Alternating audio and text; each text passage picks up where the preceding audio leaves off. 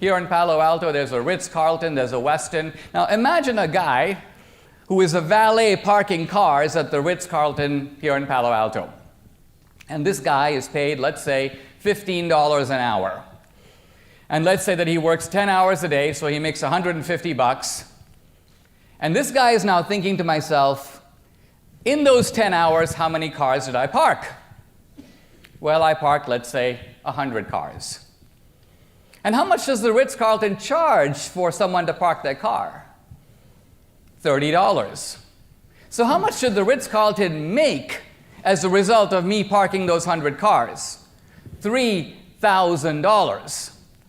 And how much was I paid out of that $3,000? $150. 3,000 minus 150 gives $2,850. Who gets that? So from the valet's point of view, this is a very unjust system because I'm doing the work and some other guy is taking the cash. And this argument about the injustice of capitalism is actually anchored in, I think, a rather interesting argument that was made by Marx himself.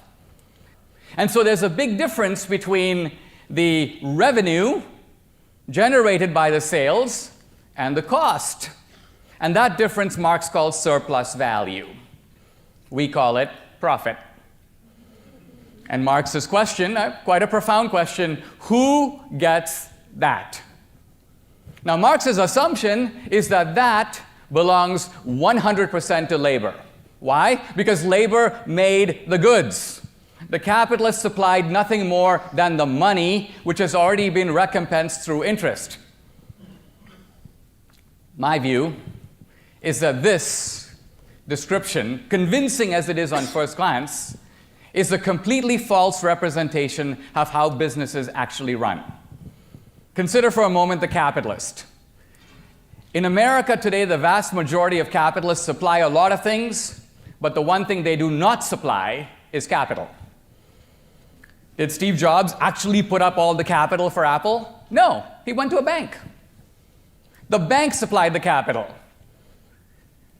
And this is true of Gates and everyone down the list. The bottom line of it, the capitalist supplies three things that Marx completely ignores, that are actually of far greater value than capital and actually entitle the capitalist to a share of the profit. But Marx, in a sense, submerges these three factors completely. First, the capitalist has the idea for the business. Without the idea, there's no business.